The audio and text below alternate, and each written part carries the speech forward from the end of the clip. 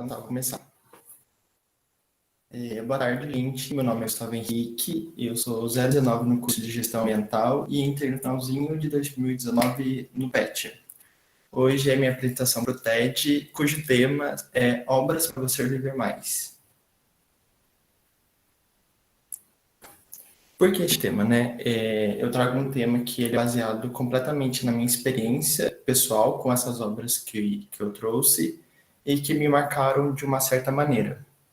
E me causou algumas mudanças, como rever alguns comportamentos, despertar a reflexão, aprendizado, e com certeza são obras que eu vou me lembrar para a vida toda.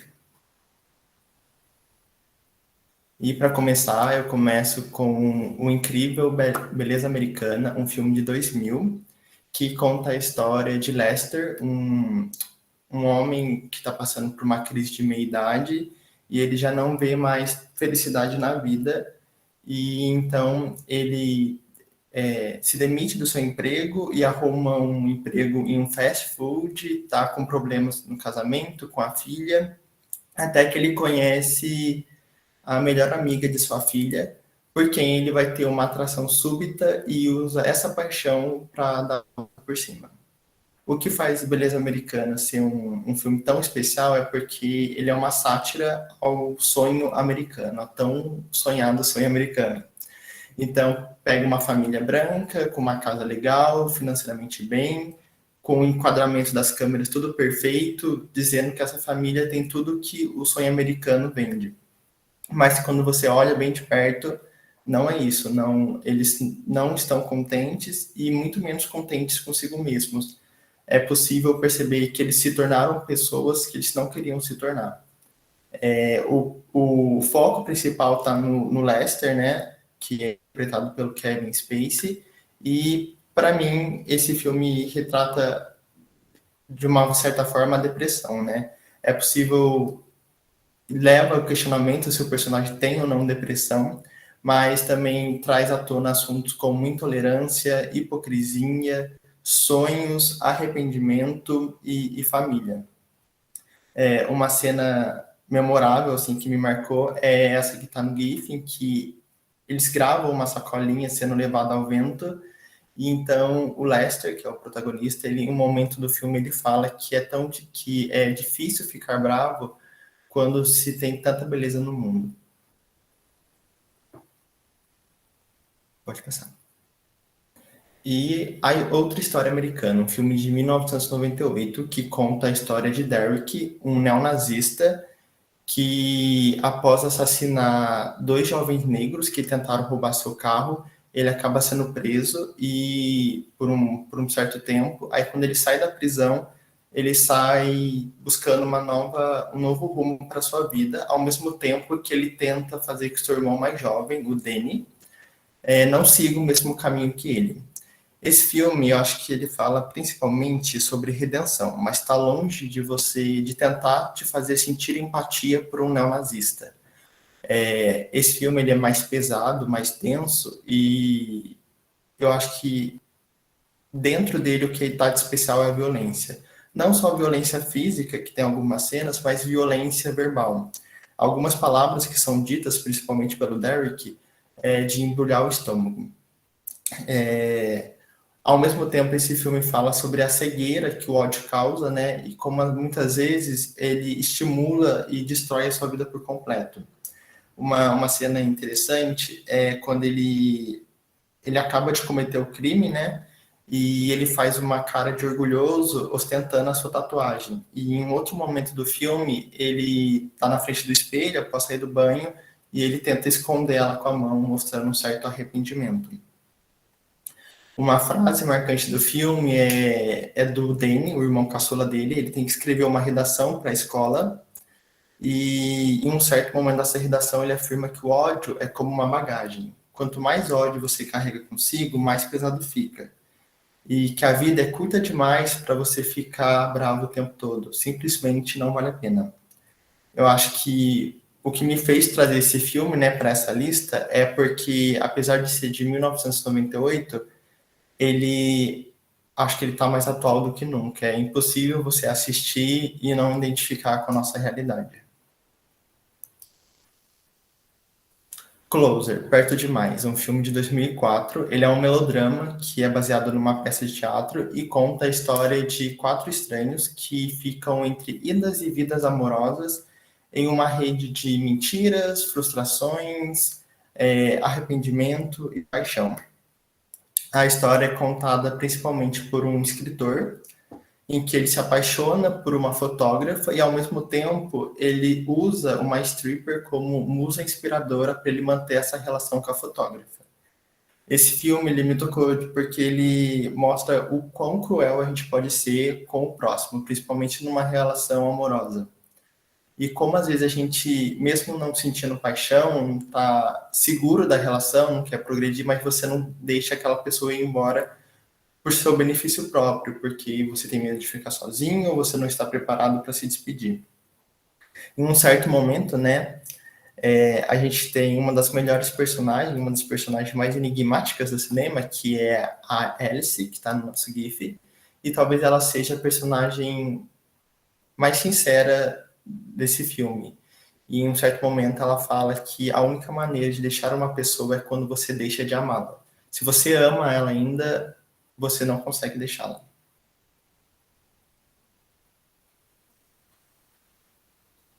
Drive My Car, um filme japonês de 2021. Esse filme ele conta a história de um ator de meia idade que, alguns anos após perder a esposa, ele é convidado para dirigir uma peça de teatro em uma outra cidade. E uma regra dessa companhia de teatro é que ele não pode dirigir enquanto ele está no período em que ele está dirigindo a peça. Então, a companhia de teatro contrata uma motorista mais jovem, de 20 e poucos anos, para que dirija para ele. O filme ele é longo, são 3 horas, o que é algo peculiar atualmente, né? Um filme ter uma grande duração assim, mas ele está longe de ser maçante ou arrastado. E o filme se baseia principalmente na relação que se desenvolve entre o ator e a motorista, né? Como eles são frios no começo da relação e a aproximação vai acontecendo de forma natural e ao longo do tempo. Esse filme ele fala principalmente sobre luto, perda, trauma e, acima de tudo, comunicação. Eu acho que é o ponto forte de Drive My Car, é a comunicação. Ele retrata como a comunicação é fundamental, talvez até para a nossa sobrevivência. E como uma questão levantada é que é possível superar algo, lidar com algo se você não fala sobre, se você só reprime dentro de si. Uma coisa que é chamativa no filme é, tipo, quando eles estão dentro do carro, é uma conversa simples, só uma troca de palavras pela superfície, mas por debaixo há um turbilhão de sentimentos. Você vê que tanto o ator, né, quanto a motorista são carregados emocionalmente e talvez o trauma dela seja até mais pesado que o dele. E em um certo momento do filme ele fala que tudo que a gente pode fazer é continuar vivendo. A Pior Pessoa do Mundo, um filme norueguês de 2021. Esse também entrou aí para os meus queridinhos e ele retrata a história de Julie, que está no pôster, em 4 anos de sua vida vivendo em Oslo, na Noruega. Eu acho que o que chama mais atenção para mim é porque representa a crise dos milênios, né? Ela está aí na casa dos 30 e não sabe direito o que fazer da vida. Ela começa alguns cursos de faculdade e não termina, pretende começar um curso de fotografia, mas nunca começa. Tem algumas relações que não duram, até que ela começa uma relação com um cara mais velho, de 46 e poucos anos, e eles estão... Aí quando tudo parece estar perfeito, né? Ele quer ter um filho, mas ela não. Aí ela conhece um cara mais jovem e a história se desdobra aí. Eu acho que o que dá mais prazer de ver nesse filme, né, é como é fácil se identificar com a Julie. Talvez você não concorde com todas as decisões dela, né, e eu acho que o filme não é a intenção, né, do diretor, mas que você consegue entendê-la, né. Muitas vezes ela erra tentando, acho que buscar sua própria felicidade. E como isso faz ela se sentir talvez a pior pessoa do mundo. Mas ela está longe de ser uma pessoa cruel e por seguir, né, por tentar acertar. E um momento do filme que chama bastante atenção é que uma personagem, quase no final do filme, ela está passando por um problema e ela desabafa que ela se sentiu coadjuvante da sua própria vida. É como se ela tivesse assistido a sua vida passar por ela. Isso, essa frustração vem porque ela apenas tomou decisões que os outros esperavam que ela tomasse, não. E como ele não se deu a chance de errar, sabe? Eu acho que a importância da vida é o erro e como aprender com eles. Waves, 2019. Esse filme também eu acho que talvez um dos meus preferidos. Ele conta a jornada emocional de uma família norte-americana que acaba passando por uma tragédia. O filme foca principalmente nos dois irmãos, e em um momento do filme foca no irmão mais velho, e em outro momento do filme foca na irmã mais jovem. Ele fala sobre família, pressão familiar, masculinidade tóxica, amor, e eu acho que um ponto super importante, talvez até emocionante do filme, é sobre perdão. Como o perdão pode ser difícil, mas o perdão também pode ser uma chance de libertação. Esse filme, ele é em si completamente lindo para mim. Ele tem uma fotografia linda, uma trilha sonora linda, cenas lindas, e eu acho que é impossível você não se encantar por ele ou se emocionar. Tem uma relação bonita, talvez com o pai, e você vê ele cometendo alguns erros com o filho, não cometer esses mesmos erros com a filha. Pode passar. Que Horas Ela Volta? O filme nacional de 2015. Eu acho que muitos de vocês já devem ter ouvido falar, se não, já assistido, né? E conta a história de Val, uma pernambucana que vem para São Paulo para tentar proporcionar uma vida melhor para sua filha Jéssica, que ela deixou na sua cidade natal.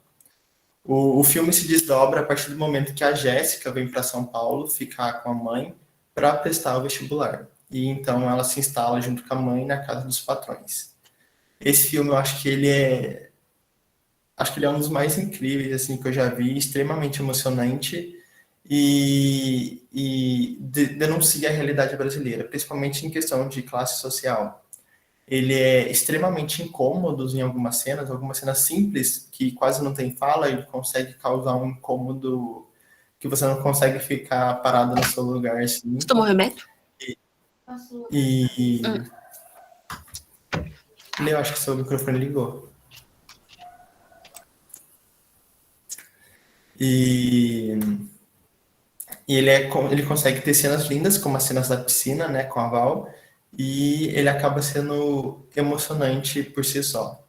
E mostra, né, eu acho que interessante do título, mostra um ciclo que acaba acontecendo e como essa simples pergunta acaba sendo até cada vez mais marcante ao longo do filme. Taxi Driver, um filme de 1976, dirigido pelo incrível Martin Scorsese. Ele conta a história de um veterano de guerra, o Travis, um veterano de guerra do Vietnã, que agora ele está morando em Nova York, e ele sofre de insônia. E por conta disso, ele vai trabalhar como motorista de táxi durante as madrugadas.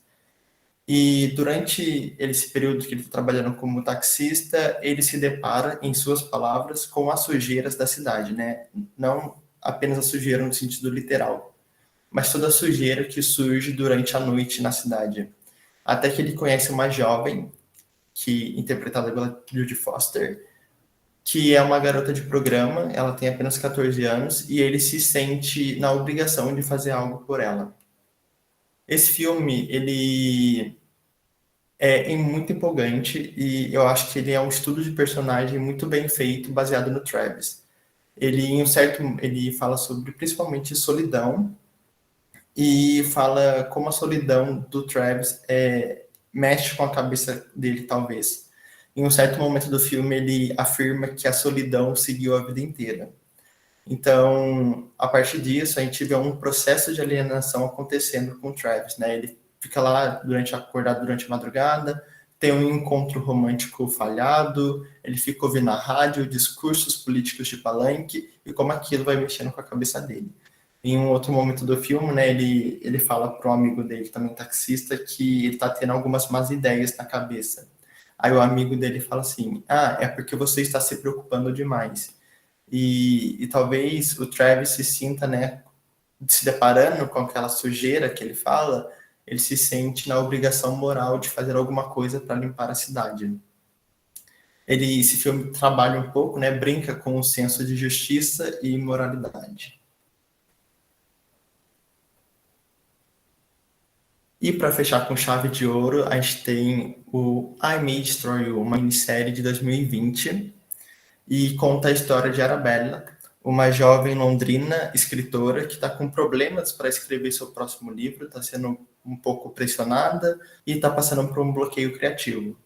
Aí, uma certa noite, ela não está conseguindo escrever, ela é convidada para sair com uns amigos para beber e se divertir. No dia seguinte, ela acorda com um machucado assim na testa, um pequeno machucado na testa, e não lembra de quase nada do que aconteceu na noite passada. E durante o dia, ela vai tendo uns flashes de lembranças, até que ela percebe que colocaram alguma coisa em sua bebida e ela foi violentada. A partir daí, começa uma jornada para ela reinventar a sua vida e dar novos significados. O que faz a Mid Story ser tão potente é porque ele é baseado numa experiência pessoal da Michaela Coel, é a que está no pôster. Michaela Coel é uma força da natureza, ela é uma artista completa. Ela é criadora, roteirista, co-dirigiu alguns episódios, produziu e protagonizou a minissérie. E tudo isso baseado em uma experiência pessoal. E o que faz a Mid Story se tornar um pouco assim especial é porque você não é um drama pesado. E é até difícil definir como drama. Brinca um pouco ali com comédia ácida e você não sabe definir direito. E, a Michaela Coel vai nos apresentando, né, uma jornada assim, como é difícil seguir em frente quando ela não se lembra de nada, como é difícil aceitar a violência e alguns caminhos errados que ela vai tomando. A gente acompanha também seus dois melhores amigos, que cada um deles, né, acabam passando por algum tipo de exploração e também um tipo de violência, talvez até um pouco sutil, difícil de perceber, mas tão impactante quanto. E um dos melhores, né, uma cena que me marcou bastante, é logo na abertura de um episódio, ela tá em um grupo de apoio para mulheres, e nesse grupo de apoio, elas usam o nome Toby como codinome para se referir aos agressores. E nesse grupo de apoio, elas estão, num certo momento, discutindo como as mulheres são rotineiramente classificadas como loucas. E aí, a Arabella, né, ela dá início a um monólogo incrível, em que ela discute que talvez sim as mulheres sejam loucas. Porque existe uma linha tênue entre o flerte e o assédio. E nessa linha tênue, tudo fica meio embaçado, meio nublado, e todo Toby sabe ir para essa linha tênue, sabe brincar de um lado para o outro. E toda mulher sabe que tem alguma coisa acontecendo, talvez alguma coisa de errado, mas ela não sabe pôr em palavras, porque ela nem de fato ela sabe direito o que está acontecendo. E quando ela tenta, ela é classificada como louca. Aí a Arabella fala que talvez sim as mulheres sejam loucas, mas o que todos os Tobys precisam saber é que ela já esteve nessa linha tênue também. E toda vez que o Toby estiver nessa linha tênue, onde tudo está meio nublado, meio embaçado, ela estará lá, nas pontas do pé, bem atrás dele. Isso é um pouco de Michaela Coel, que faz a Mid Story ser ainda mais potente e talvez uma obrigação para todo mundo assistir a Mid Story.